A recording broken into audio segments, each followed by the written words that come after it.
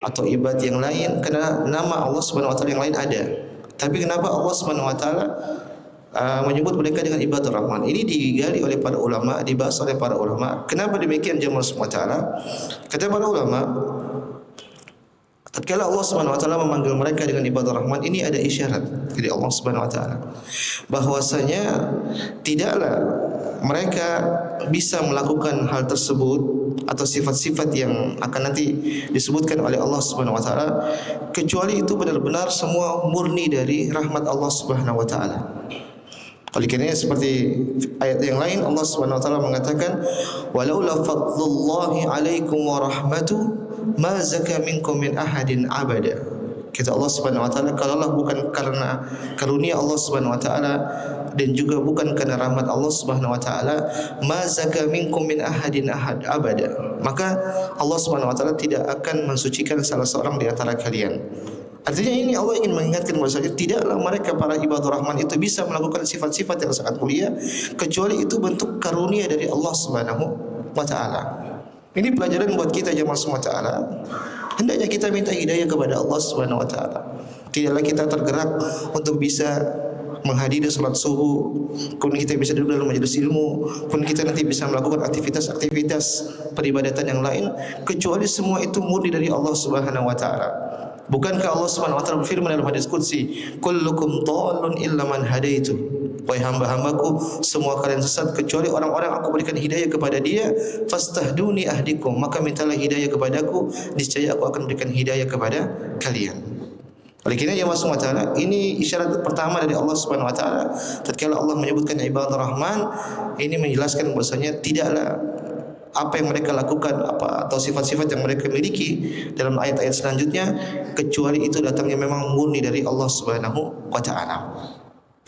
Kemudian jemaah semua taala, tatkala Allah Subhanahu wa taala menyebutkan ibadur rahman, ini adalah pujian dari Allah Subhanahu wa taala.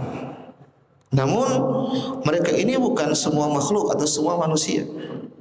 Karena kenapa jemaah semua taala? Semua kita di atas muka bumi ini pada hakikatnya adalah ibadur rahman.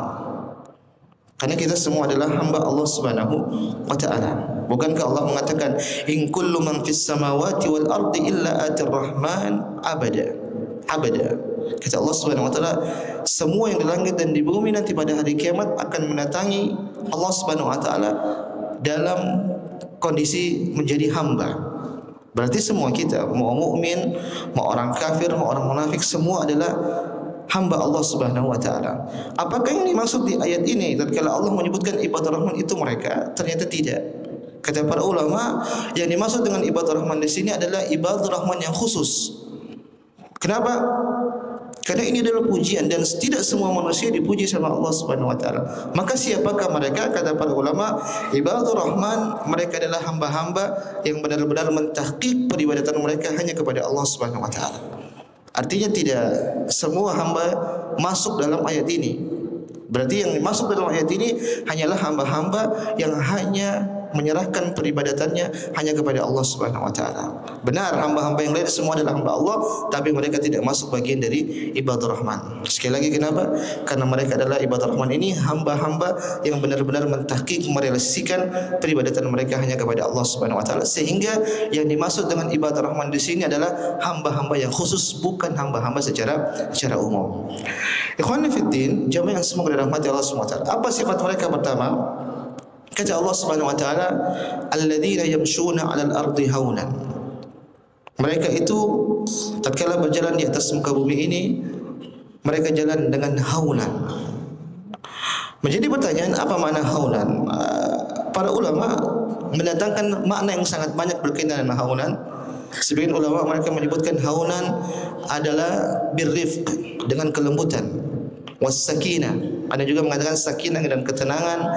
Ada yang mengatakan juga dengan waqar. Ada juga mengatakan dengan nahil. Banyak penjelasan para ulama tentang makna haunan. Namun ternyata tatkala kita baca,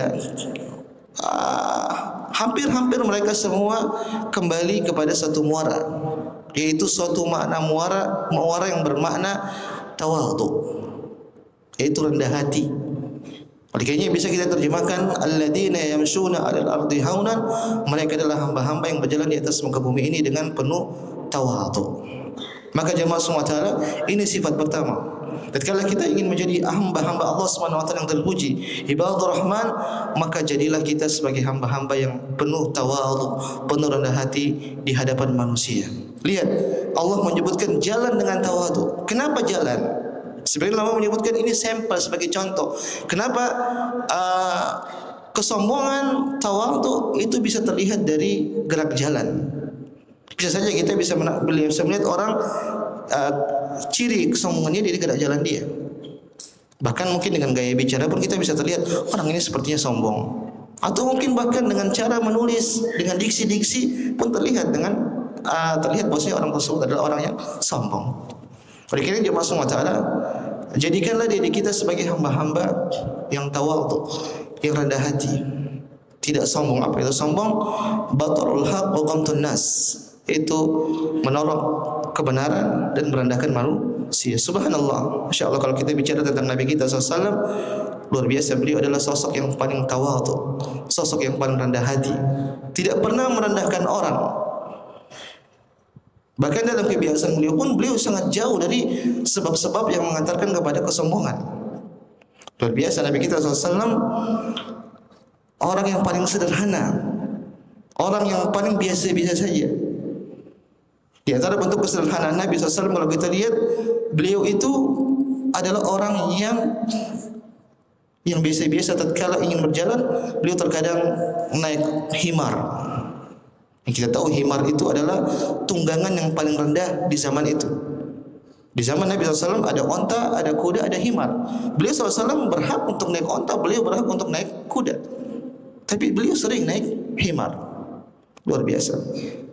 Kemudian juga di antara bentuk ketawadhuan Nabi SAW, Nabi sering menegur atau menyapa anak-anak kecil. Sebagaimana hadis masyhur yang kita sering dengar, beliau sallallahu alaihi wasallam beliau menyapa adik dari Anas bin Malik radhiyallahu taala anhu. Tatkala adiknya Anas bin Malik burungnya mati, maka Nabi menegur, "Ya Abu Umair, ma fa'ala nughair?" Nabi menyapa adik dari Anas bin Malik radhiyallahu taala anhu. Lihat juga di antara kisah, ada seorang Arab Badui bertemu dengan Nabi SAW, kemudian dia gemetar ketakutan. Maka tatkala dia bertemu dengan Nabi SAW, Nabi lihat orang ini ketakutan, gemetar, dia wajar. Kita kalau bertemu dengan sosok yang punya wibawa, sosok apalagi penguasa, kita pun gemetar ketemu orang seperti itu.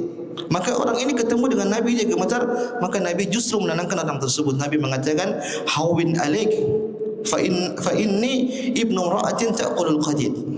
Kata beliau SAW, kau tenang, saya ini hanyalah seorang anak dari wanita yang makan qadid. Apa itu qadid? Daging kering. Kalau bahasa kita jamaah, Nabi menenangkan orang tersebut. Nabi mengatakan, kau tenang, kita ini sama-sama makan nasi. Subhanallah, Nabi SAW adalah seorang sosok yang sangat tawadhu di hadapan manusia. Maka jamaah semua ta'ala, ini sifat pertama. Jika kita ingin menjadi ibadur rahman, hamba-hamba yang terpuji di sisi Allah Subhanahu wa taala, jadikanlah diri kita sebagai hamba-hamba yang tawadhu. Ikhwan, jauhilah sifat-sifat yang bisa mengantarkan kita menuju kesombongan. Dan banyak sekali hal-hal yang mengantarkan kita kepada sombongan. Kata para ulama, di antaranya adalah kemewahan. Kenapa? Kemewahan. Karena kemewahan itu sangat mengantarkan kepada seorang kepada kesombongan. Dia akan merendahkan orang-orang yang mungkin di bawah dia. Maka sebagian ulama menyebutkan, ingat sabda Nabi SAW, al-badadzatu minal iman. Kesederhanaan itu bagian dari keimanan. Okelah kita boleh punya harta, dan bahkan sangat dianjurkan untuk kita mengantar, kita bantu kaum muslimin. Tapi ingat, jangan sampai harta tersebut mengantarkan kita kepada kesombongan. Lihat Nabi SAW dalam riwayat, beliau sering keluar ke masjid tidak pakai sendal. Bukan artinya sunnah kita keluar masjid tidak pakai sendal. Tapi kata para ulama, Nabi SAW ingin menghilangkan keangkuhan, kesombongan dalam diri beliau, sehingga beliau turunkan derajatnya. Beliau berjalan dengan tidak pakai sandal. Luar biasa. Lihat dalam riwayat disebutkan bahwasanya Nabi itu kalau berjalan dengan para sahabat, Nabi SAW di belakang, Nabi suruh para sahabat semua di depan. Dalam riwayat juga disebutkan Nabi SAW itu kalau naik kendaraan sama sahabatnya, Nabi yang menggonceng, artinya Nabi yang bawa kendaraan. Allahu Akbar. Makanya ada risalah yang menyebutkan nama-nama para sahabat yang pernah diboncengi sama Nabi SAW. Allahu Akbar. Siapa kita jemaah semua ta'ala? Akhirnya kita perintah-perintahin orang untuk mengantar kita untuk ini Nabi SAW jauh dari namanya kesombongan. Bukan artinya tidak boleh saja. Cuma artinya saya ingin menunjukkan bahwasanya Nabi SAW adalah sosok yang sangat sempurna. Oleh kerana ya Allah memuji beliau, wa innaka la'ala khuluqin azim. Sesungguhnya wahai Muhammad, kau berada di atas budi pekerti yang sangat agung, yang sangat mulia. Oleh kerana ini sifat pertama jemaah sekalian, tatkala kita ingin menjadi ibadur rahman, jadilah kita sebagai hamba yang tawadhu, hamba yang rendah hati di hadapan manusia. Kemudian Allah Subhanahu wa taala menyebutkan wa idza khatabahumul jahiluna qalu salama. Tatkala orang-orang jahil, orang-orang bodoh menyapa mereka dengan perkataan-perkataan buruk, dengan celaan, dengan hinaan, apa balasan ibadur rahman? Qalu salama. Apa makna qalu salama? Kata para ulama, ajabuhum biqaulin sadad was-shawab. Itu mereka menjawab dengan perkataan-perkataan baik dan perkataan-perkataan yang benar. Justru bahkan mereka mendoakan orang-orang yang mencela mereka. Allahu Akbar. Inilah sifat seorang muslim jamaah. Betapa banyak orang-orang di luar sana yang tidak mengerti tentang agama, sehingga mereka mencela orang-orang yang menjalankan syariat Islam. Maka sikap orang yang dicela seperti ini jamaah, amalkan ayat ini. Jangan balik membalas celaan-celaan mereka. Yang terbaik kita doakan mereka, kita minta kepada Allah Subhanahu wa taala agar mereka bisa mendapatkan hidayah Allah Subhanahu wa taala. Inilah yang terbaik jemaah Subhanahu wa taala. Kenapa? Kebanyakan orang-orang yang mencela syariat Islam, mereka itu tidak tahu. Mereka enggak paham. Maka kalau kita ikut balas mereka, kasihan. Asal kita sabar dan kita doakan mereka. Dan inilah juga salah satu sifat Nabi sallallahu alaihi wasallam. Lihat Aisyah radhiyallahu taala anha, beliau ceritakan, man taqama an-nabiy sallallahu alaihi wasallam li nafsihi fi syai'in yu'ta ilaihi qad. Kata Aisyah radhiyallahu taala anha, Nabi sallallahu alaihi wasallam itu tidak pernah membalas celaan yang tertuju pada diri beliau. Artinya kalau ada orang mencela Nabi SAW sahir, ada yang mencela Nabi SAW kadzab, ada yang mencela Nabi SAW tentang celah kepada fisik Nabi SAW, Nabi tidak pernah balas. Apa kata Aisyah? Hatta tuntaha hurumatullah fayantaqimu lillah. Sampai kehormatan Allah Subhanahu wa taala yang dilecehkan, sampai kehormatan Allah yang dijatuhkan, fayantaqimu lillah. Barulah beliau balas. Itu pun beliau balas karena Allah Subhanahu wa taala. Kita terkadang jamaah dicela sama orang, tatkala kita menjalankan syariat Islam, kita balas bukan karena Allah, tapi kita balas karena harga diri kita jatuh. Terkadang seperti itu. Maka asal kita tinggalkan balasan-balasan seperti itu, tapi kita jawab dengan perkataan yang baik. Dan ini justru akhlak yang diajarkan oleh Nabi kita Muhammad sallallahu alaihi wasallam. Maka ini hal yang harus kita lakukan jemaah semua taala. Allah menyebutkan bahawa ibadur rahman itu memiliki dua sifat. Yang pertama tadi, dia tawadhu, kemudian dia tidak membalas keburukan yang orang berikan kepada dia, justru dia maafkan, bahkan justru dia doakan kebaikan-kebaikan kepada orang-orang yang mencela mereka. Dan inilah akhlak muslim. Seorang mukmin hendaknya memaafkan orang-orang yang berbuat salah yang karena ketidaktahuan, karena kejahilan. Wa anta'fu aqrabu littaqwa, kata Allah Subhanahu wa taala. Dengan kau memaafkan, itu lebih dekat kepada ketakwaan kepada Allah Subhanahu wa taala. Apalagi kita lihat di medsos jemaah, terlalu banyak orang-orang yang mungkin tidak tahu tentang agama sehingga kadang mereka memunculkan komentar-komentar yang tidak baik. Maka kita jangan terprovokasi dengan hal tersebut. Sebaiknya kita justru mendoakan mereka. Ikhwani fiddin jamaah yang semoga dirahmati Allah Subhanahu wa taala. Kemudian sifat selanjutnya yang ketiga, Allah Subhanahu wa taala berfirman, walladzina yabituna lirabbihim sujjadan wa qiyama. Kata Allah Subhanahu wa taala, ibadur rahman mereka adalah orang-orang yang mengisi malam mereka dengan sujjadan wa qiyama. Sujud dan juga qiyam. Qiyam itu maksudnya apa? Berdiri. Ikhwani fiddin, ini sifat ketiga disebutkan oleh Allah Subhanahu wa taala tentang ibadur rahman, yaitu mereka melakukan salat malam. Allahu akbar. Dalam sebuah hadis Nabi SAW pernah mengatakan, alaikum biqiyamil lail fa innahu da'bus salihin qablakum. Hendaknya kalian melaksanakan salat malam, kerana salat malam itu adalah kebiasaan orang-orang saleh sebelum kalian. Ikhwan, ini dalil kata para ulama. Jangan antum ngaku menjadi orang saleh, Jangan mengaku menjadi orang bertakwa kalau tidak salat malam. Kenapa demikian? Nabi yang menyebutkan bahwasanya salat malam itu kebiasaan bagi orang-orang saleh. Ditambah lagi tadi Allah menyebutkan bahwasanya ibadah rahman itu mereka menghabiskan menghabiskan malam mereka sujadan wa qiyamah. Mereka melaksanakan habiskan malam mereka dengan salat malam. Sekali lagi, ini dalil. Ketika kita ingin menjadi ibadah rahman, menjadi hamba saleh, hamba yang bertakwa, maka lakukanlah salat malam. Ikhwan fillah, saking agungnya salat malam, sampai Imam Ahmad rahimahullah taala, beliau menjelaskan bahwasanya salat witir itu wajib. Kenapa? Beliau berdalil bahwasanya Nabi SAW tidak pernah meninggalkan salat witir. Tapi yang benar sunnah. Tapi saya ingin menyampaikan bahwasanya benar-benar salat malam itu sangat diagungkan oleh orang-orang saleh. Bahkan Nabi SAW pun tidak pernah meninggalkan salat witir meskipun beliau sedang safar. Maka jemaah semua taala, jadikan diri kita sebagai hamba-hamba yang melakukan salat malam. Tidak mesti sepanjang suntuk, tidak mesti 2 jam, tidak mesti 1 jam. Yang penting kita ada salat malam.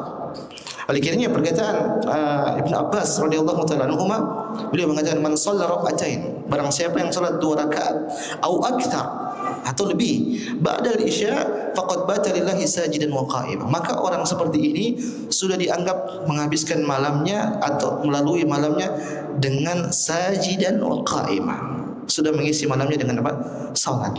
Berarti tidak mesti kita panjang-panjang, tapi lebih bagus kalau panjang. Artinya kita harus sediakan waktu untuk melaksanakan salat malam. Tidak bisa di akhir malam, di awal malam juga tidak masalah. Yang penting kita melaksanakan salat malam. Ini jemaah semua ada sifat ketiga yang perlu kita tiru, yang perlu kita amalkan, yaitu melaksanakan salat malam. Luar biasa ibadah rahman. Di siang hari dia habiskan waktunya untuk meraih pahala dengan hablun minan nas, dengan peribadatan, dengan melalui muamalah kepada manusia.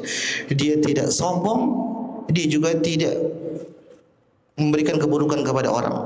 Di malam hari ibadah rahman habiskan waktunya untuk beribadatan kepada Allah Subhanahu wa taala. Luar biasa. Di siang hari beribadah dengan muamalah dengan manusia, di malam hari dia beribadah dengan muamalah dengan Allah Subhanahu wa taala.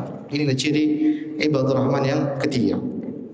Ciri yang ketiga jemaah semua atau keempat, Allah Subhanahu wa taala berfirman, "Walladzina yaquluna rabbana isrif 'anna 'adzab jahannam inna 'adzabaha kana gharama." Kata Allah Subhanahu wa taala, para ibadah rahman mereka berkata atau mereka berdoa kepada Allah Subhanahu wa taala, "Isrif 'anna 'adzab jahannam." Ya Allah, jauhilah kami dari api neraka jahannam. Inna 'adzabaha kana gharama. Karena azab neraka jahannam itu gharam. Azab neraka itu apa? Gharam. Apa itu gharam? Nanti kita jelaskan. Kemudian Allah mengatakan juga innaha sa'at mustaqarran wa muqama. Sesungguhnya neraka itu seburuk-buruk tempat mustaqar, tempat menetap, wa muqama. Seburuk-buruk tempat kediaman itu sama antara mustaqar dan juga muqama. Kita kembali jemaah semua taala. Sifat keempat yang ingin disampaikan oleh Allah Subhanahu wa taala tentang ibadah rahman di sini yaitu bagaimana mereka berdoa kepada Allah Subhanahu wa taala. Mereka minta dijauhkan dari api neraka jahanam. Allahu akbar. Ini menakjubkan jemaah. Kenapa saya mengatakan menakjubkan? Kita lihat tadi. Di pagi hari beramal saleh dengan jalur hablum minan nas. Dia tidak sombong kepada orang, artinya ramah kepada orang, dan dia juga tidak membalas keburukan yang orang berikan kepada dia, justru dia maafkan. Di malam hari salat malam.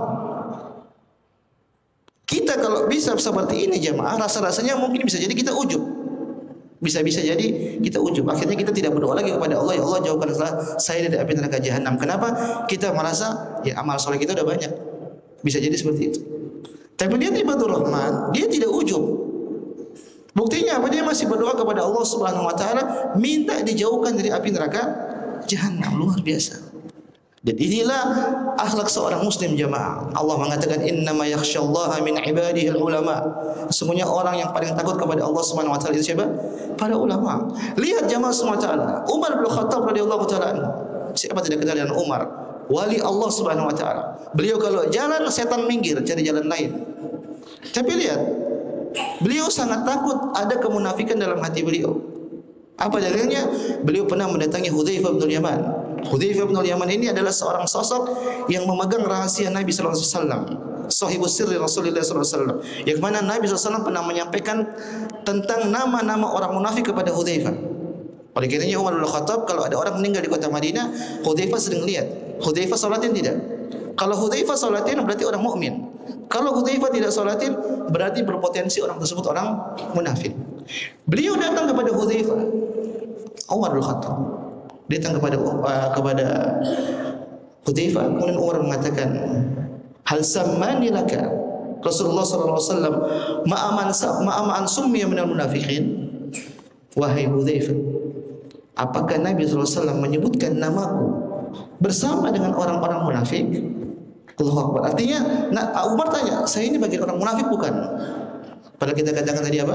Umar wali Allah. Umar dijamin surga jemaah. Nabi pernah bersabda Umar fil jannah. Nabi pernah naik gunung Uhud dengan Umar, dengan Abu Bakar, dengan Utsman. Gunung Uhud gemetar. Apa kata Nabi? Uskut ya Uhud, fa inna ma'alaika nabiyyun wasiddiq wasyahidan. Sesungguhnya di atasmu ini ada seorang nabi, ada seorang siddiq Abu Bakar, dan dua orang yang mati dalam keadaan syahid, yaitu Utsman dan juga Umar bin Khattab radhiyallahu taala anhum.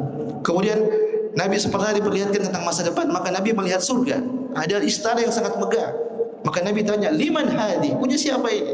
Maka disebutkan li Umar bin Khattab, punya Umar bin Khattab. Tapi lihat Umar tidak merasa aman dengan dirinya. Dia masih khawatir dengan kesudahan akhir beliau. Kenapa? Kita enggak tahu, semua kita enggak tahu akhir kehidupan kita. Bukankah Allah mengatakan, "Wa ma tadri nafsun bi ayyi ardin tamut." Setiap jiwa tidak tahu di bumi mana dia akan wafat. Kata para ulama, di mana, kapan, dan dalam kondisi apa dia akan wafat. Kita enggak tahu. Ini semua rahasia dari Allah Subhanahu wa taala. Maka jangan sampai kita merasa aman dengan diri kita, jemaah. Kalau Umar masih khawatir dengan diri dia, terus gimana dengan kita, jemaah? Makanya Allah SWT sebutkan tentang orang ibadur Rahman, walladzina yaquluna rabbana asrif 'anna adzab jahannam. Ya Allah, jauhkanlah kami dari apa? Neraka jahanam. Ikhwan, zaman sekarang orang sudah banyak tidak takut neraka jahanam. Kita lihat di internet, di medsos.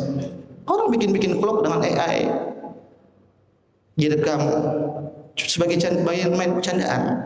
Guys, ini hari pertama saya di neraka jahanam. Ternyata tidak panas. Ada video-video seperti itu. Mereka tidak takut dengan api neraka jahanam. Maka jangan sampai kita seperti itu, jemaah sekalian.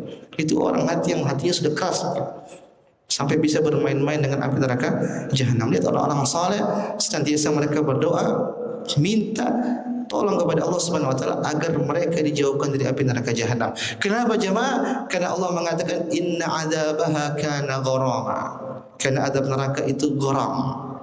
Apa itu gharam? Sebagian ulama menyebutkan maknanya mulazimun li ahli nar, la yufariqu aw la tufariqu. Yaitu azab neraka jahanam itu memeluk, jemaah. Artinya kalau orang sudah dipeluk sama neraka jahanam enggak bisa keluar. Maka dalam ayat yang Allah mengatakan yuriduna ay yakhruju minan nar wa ma hum bikharijina minha.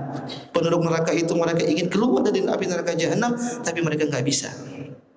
Ini adab neraka. Mungkin adab dunia masih bisa kita hindari.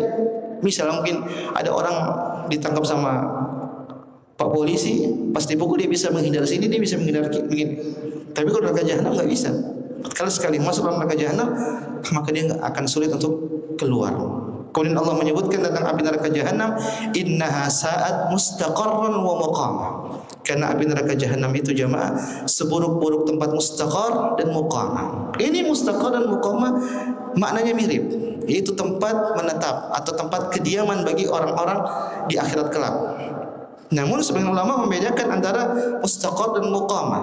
Apa itu mustaqar dan muqamah? Kata para ulama, mustaqar ini tempat menetap tapi tidak kekal. Siapa mereka? Itu orang-orang mukmin yang mereka nanti pada akhirnya masuk neraka jahanam dahulu.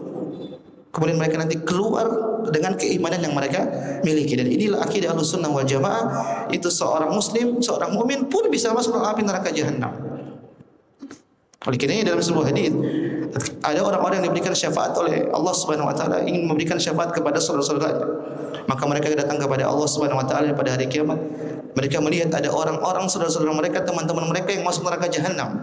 Kemudian mereka mengatakan, "Ya Allah, kanu yusalluna ma'ana." kanu yasumuna ma'ana, kanu yahujjuna ma'ana. Allahu Akbar. Ya Allah, itu orang dulu sholat bareng kita, kok masuk neraka jahanam? Itu orang dulu puasa sama kita, kok masuk neraka jahanam? Ya Allah, itu orang haji. Ini dalil orang haji juga bisa masuk neraka. Ya Allah, itu orang haji sama kita, kenapa masuk neraka jahanam? Akhirnya Allah SWT berikan kepada mereka untuk bisa memberikan syafaat kepada teman-teman mereka di neraka jahanam sehingga mereka bisa keluar. Sekali lagi, mustaqarran itu adalah tempat kediaman di neraka jahanam bagi orang-orang yang tidak kekal. Artinya ada orang-orang yang punya secerca keimanan yang awalnya mereka masuk neraka, akhirnya mereka pun dikeluarkan oleh Allah Subhanahu wa taala. Wa muqama maknanya adalah bagi orang-orang yang kekal di neraka jahanam. Itu bagi orang-orang kafir dan juga orang-orang munafik. Waliyadzubillah. Semoga Allah Subhanahu wa taala menjauhkan kita dari api neraka jahanam. Khonifuddin jamaah yang semoga dirahmati Allah Subhanahu wa taala. Selanjutnya Allah Subhanahu wa taala berfirman, "Walladzina idza anfaqu lam yusrifu wa lam yaqturu wa kana baina dzalika qawama." Ini sifat kelima disebutkan oleh Allah Subhanahu wa taala. Allah menyebutkan mereka adalah orang-orang yang menginfakkan harta mereka. Lam yusrifu. Lam yusrifu maknanya tidak berlebih-lebihan. Wa lam yaqturu. Wa lam yaqturu maknanya juga tidak terlalu pelit. Wa kana baina dzalika qawama. Infak mereka qawama, artinya di tengah-tengah, proporsional, tidak terlalu pelit dan juga tidak terlalu berlebihan. Khonifuddin, inilah akhlak seorang muslim, proporsional. Makanya Islam disebut dengan dinul wasat, agama yang apa? Pertengahan, tidak berlebihan dan juga tidak kekurangan. Maka demikian juga jamaah semua taala, kita diperintahkan untuk berinfak. Dan jangan sampai kita tidak berinfak jamaah. Infak adalah ibadah yang sangat mulia. Nabi menyebutkan ma naqasa shadaqatan min mal. Harta yang kita infakkan itu tidak akan berkurang sama sekali. Apalagi sebentar lagi mau bulan Ramadan jamaah. Kesempatan kita berinfak sebanyak-banyaknya. Bukankah Nabi SAW pun membedakan infak beliau di luar Ramadan dengan di Ramadan? Karena Nabi SAW ajwadan nas. Nabi SAW itu adalah orang yang paling dermawan. Wa kana ajwaduhu ma yakunu fi Ramadan. Dan kedermawanan Nabi SAW itu lebih melesat tatkala di bulan Ramadan. Wa kana karrihil mursalah. Kedermawanan Nabi itu seperti angin yang berhembus. Kalau kita baca penjelasan para ulama, mereka mengatakan seperti angin berhembus itu seperti apa? Seperti angin berhembus artinya sangat cepat. Sangat cepat mengenai orang dan berdampak kemana-mana. Itulah kedermawanan Nabi SAW. Makanya jemaah semua taala, kesempatan bulan Ramadan, kita yang diberikan kelebihan harta, infakkan harta tersebut di jalan Allah Subhanahu wa taala. Dan harta infak terbaik pada bulan Ramadan kata para ulama yaitu memberikan makan bagi orang berbuka. Bukankah Nabi menyebutkan man fattara sha'iman kana lahu mithlu ajri fa'ilihi ghairu annahu la yanqusu min ajri sha'imi syai'a. Kata Nabi SAW, barang siapa memberikan makan atau makanan minum bagi orang yang berbuka, maka bagi dia pahala bagi orang yang memakan makanan tersebut. Artinya tatkala kita memberikan satu orang buka puasa, kita dapatkan satu pahala puasa jemaah. Maka satu hari tatkala kita puasa, kemudian kita berikan makan 10 orang berbuka puasa, kita dapat pahala berapa jemaah? 11. Allahu Akbar. Pahala yang sangat banyak, pahala yang berlimpah. Maka jemaah, infakkan harta kita. Kenapa? Allah Subhanahu wa taala perintahkan. Harta yang kita punya ini bakal hilang, tapi harta yang kita sedekahkan akan kekal. Al-baqiyatus shalihat, kata Allah Subhanahu wa taala, amalan-amalan saleh yang kekal. Namun dalam mensedekahkan harta kita ada adabnya, ada aturannya. Allah mengatakan lam yusrifu wa lam yaqturu. Tidak berlebihan dan juga tidak terlalu pelit. Proporsional jemaah. Jangan sampai kita terlalu semangat dengan ibadah, akhirnya kita sedekahkan semua harta kita. Kita enggak mampu jemaah. Jangankan kita, para sahabat pun tidak bisa melakukan hal tersebut. Sebagian sahabat pun dilarang oleh Nabi, seperti Ka'ab bin Malik. Dia ingin menyedekahkan semua hartanya, dilarang sama Nabi sallallahu alaihi wasallam. Tapi satu sisi Abu Bakar mampu untuk melakukan hal tersebut. Maka kita pun proporsional, jangan terlalu berlebihan jika kita ingin menginfakkan harta kita. Selebihnya juga jangan terlalu pelit.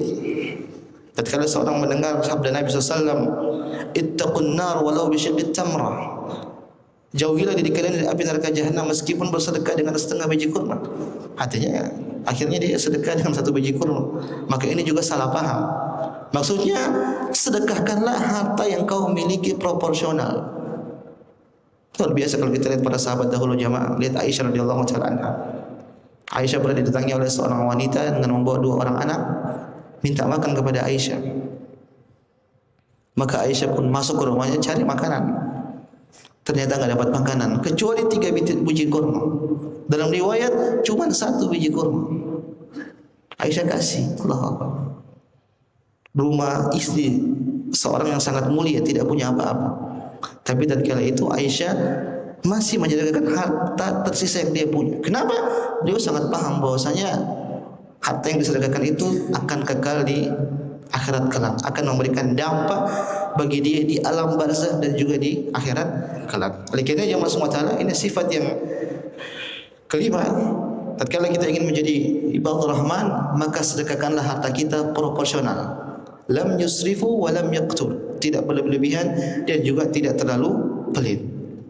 Kemudian Allah SWT, Allah Subhanahu wa taala berfirman, "Walladzina la yad'una ma'allahi ilahan akhar wa la yaqtuluna an-nafsa allati harrama Allahu illa bil haqq wa la yaznun wa man yaf'al dzalika yalqa athama." Ini sifat yang keenam. Allah Subhanahu wa taala mengatakan mereka itu ibadur rahman la yad'una ma'allahi ilahan akhar. Mereka tidak beribadah, tidak berdoa, tidak meminta kepada selain Allah Subhanahu wa taala. Wa la yaqtuluna an-nafsa allati harrama Allahu illa bil haqq. Mereka juga tidak membunuh jiwa tanpa hak. Wa la yaznun, dan mereka juga tidak berzina. Wa may yaf'al dzalika yalqa athama, dan barang siapa yang melakukan dosa-dosa tadi yalqa atham, akan dilemparkan ke dalam neraka jahanam. Apa makna ayat ini jemaah semua taala?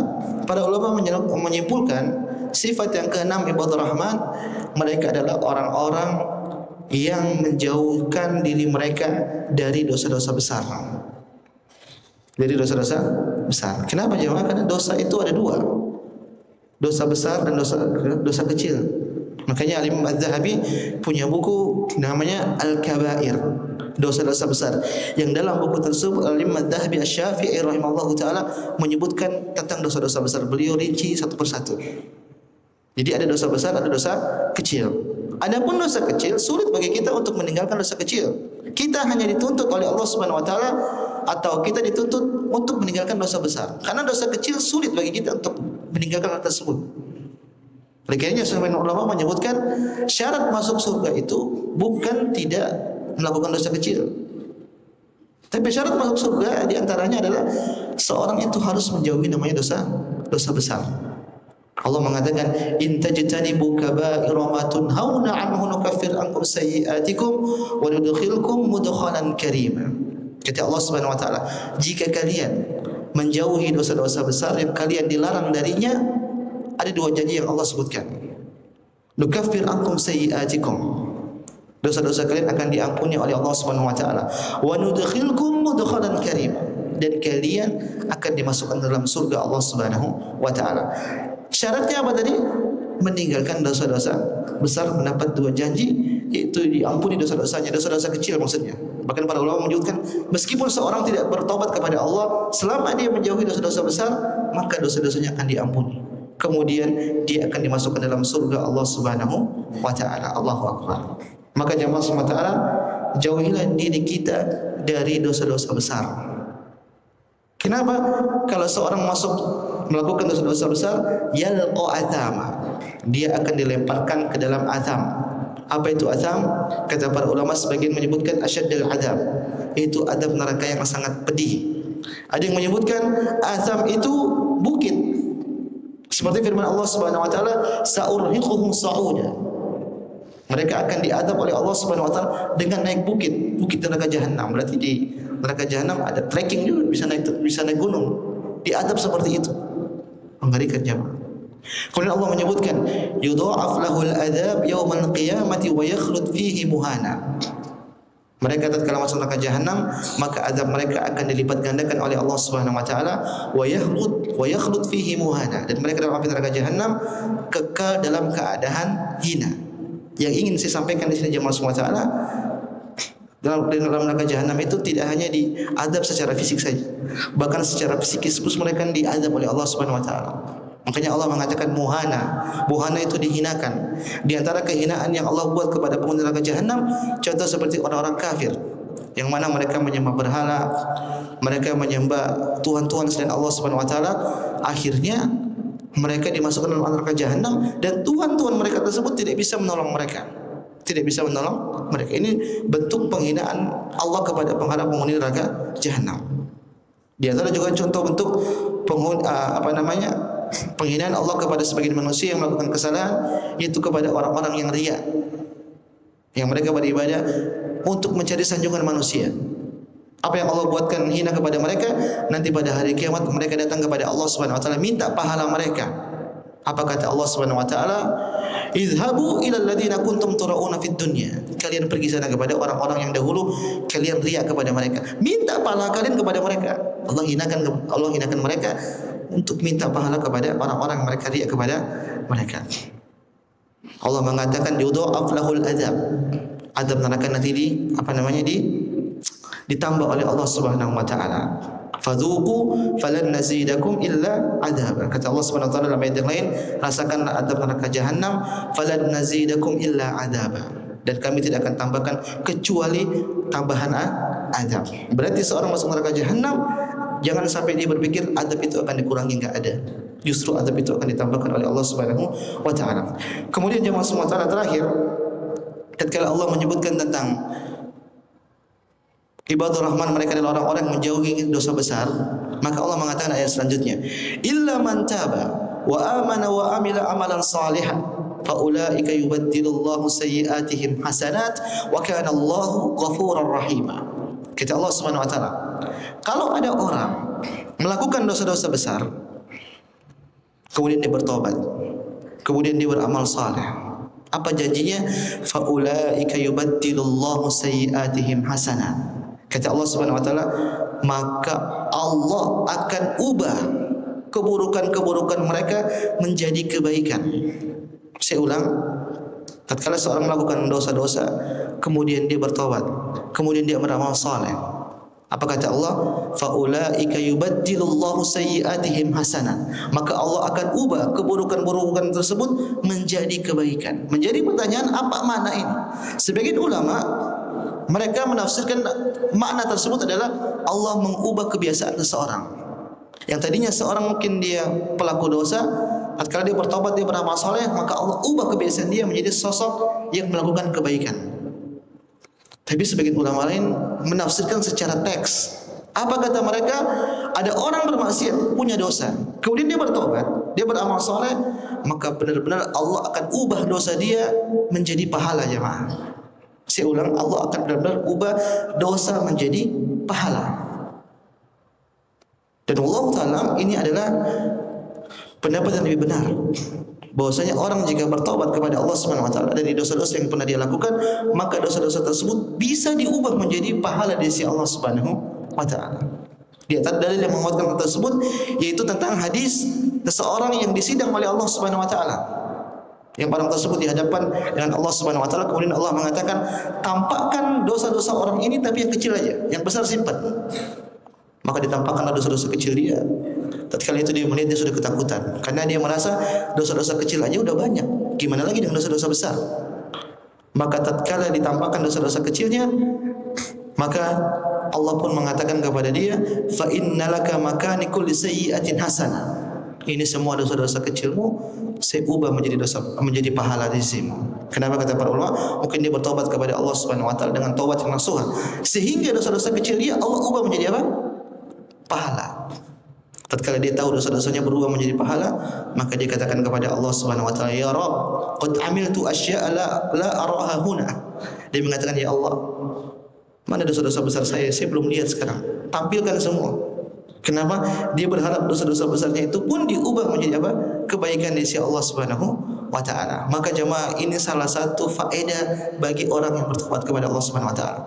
Syaratnya dua, tadi Allah mengatakan illa man taba wa amana wa amila amalan salihan. Ada tiga. Bertobat, beriman dan beramal saleh, faulaika yubaddilullahu sayyi'atihim hasanah. Maka Allah akan mengubah dosa-dosa seorang hamba berubah menjadi pahala dari sisi Allah Subhanahu wa taala. Maka kesempatan jamaah, selagi Allah Subhanahu wa taala masih memberikan kita kesempatan hidup, maka segera mungkin bertobat kepada Allah Subhanahu wa taala agar dosa-dosa kita yang dulu bisa diampuni oleh Allah Subhanahu wa taala. Perhatikan nasihat Fudail bin Iyad.